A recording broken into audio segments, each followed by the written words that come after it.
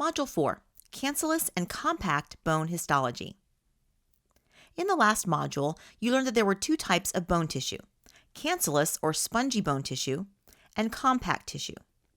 Remember that cancellous bone tissue is sometimes called spongy bone tissue because it has many spaces in the same way that a sponge has spaces. But it's not squishy like a sponge, it's very hard and supportive. The small supportive lattice-like separations between the spaces are called trabeculae. Now the spaces are not empty, rather they're filled with marrow and blood vessels. The trabeculae are made up of three kinds of cells. Osteocytes are the mature bone cells in the inside of the trabeculae strands and are surrounded by extracellular material living inside the hollow lacuna spaces. The edges of the bone are where the osteoblasts are because they are the cells that form the bone tissue. The third type of cells are the osteoclasts that are responsible for breaking down bone, metaphorically chopping it up. They have more than one nucleus for this heavy-duty task. Now, take a look at compact bone. Compact bone tissue is arranged in tight cylinders called osteons. The osteons are made up of concentric lamellae, which are pretty much bone tissue cylinders with larger and larger diameters. Running down the center of an osteon is a hollow tube called the central or Haversian canal. This is the channel through which the blood vessels run. You see, bone needs a good supply of blood. Now, some of the tissue in compact bone does not form cylinders. This tissue is called interstitial lamellae, and it is the tissue that fills the spaces between the osteons. Like cancellous tissue, the osteocytes of compact tissue are in their lacunae, surrounded by bone matrix. Osteocytes have extensions called processes that come out of the cell. This is so that the osteocytes can communicate with one another. Cells that talk to each other? Yes, there are tiny channels in the bone called canaliculi for these processes to extend into. Module 4, the skeletal system, histology and movement. Experiment 4.2, cancellous and compact bone histology. In this lab, we're going to take a look at cancellous and compact bone tissue. So we'll be looking at two different slides. We want to first take our slide called red bone marrow and put that underneath our microscope at 40 power. And take a look. We want to be able to find pinkish tissue. It should be in a pattern, and it should take on the look of kind of a sponge, a cross-section of a sponge.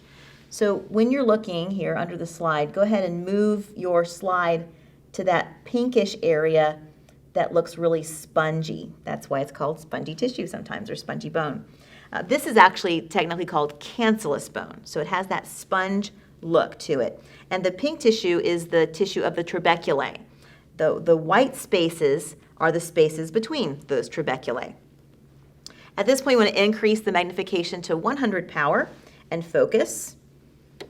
You should get a really good idea now of what's going on within that whitish area. The large white spaces in between that pink tissue, they have tiny red dots. And take notice of the colors of the dots you're looking at. You should be seeing some pinkish colors, some purplish material, but look for the reddish ones.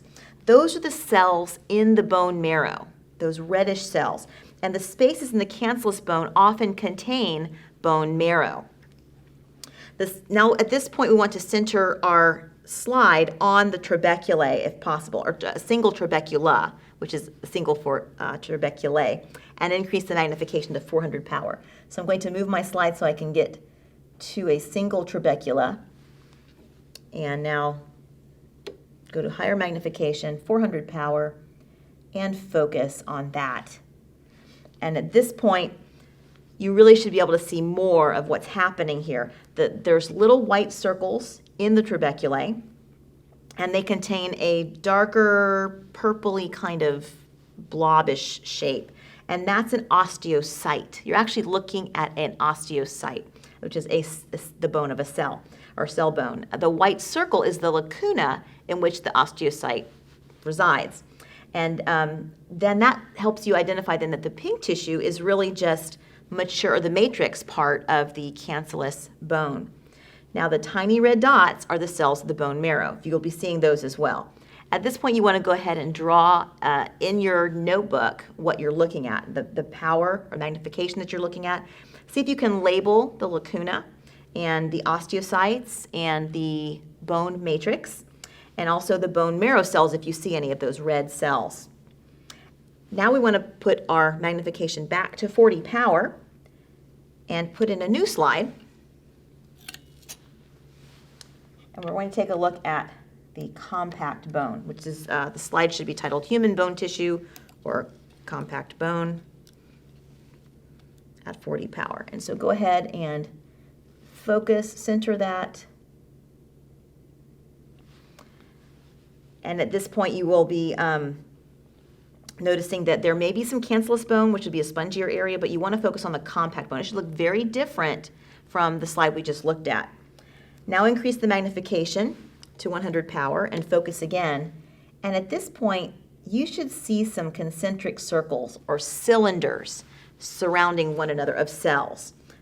Those concentric tissue layers, those are the osteons. Very, very interesting to look at. Go ahead and center on a single osteon and focus to 400 power. So we're going to move my slide over to a center of one of those and move that to 400 power and focus. It should look very much like the diagram in your text. The lacuna in which the osteocytes are housed, they should be pretty easy to spot, those openings. They're the black ovals with all of those little hair-like extensions. I think they kind of look like little black spiders. They just look like a black oval with extensions coming out of them.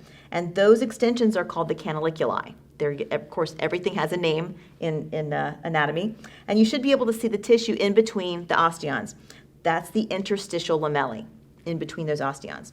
So go ahead and make a drawing of what you see, labeling labeling an osteon, labeling that central canal in the center, the concentric lamellae going out larger and larger and larger, the interstitial lamellae, the lacunae, and then, of course, the canaliculi.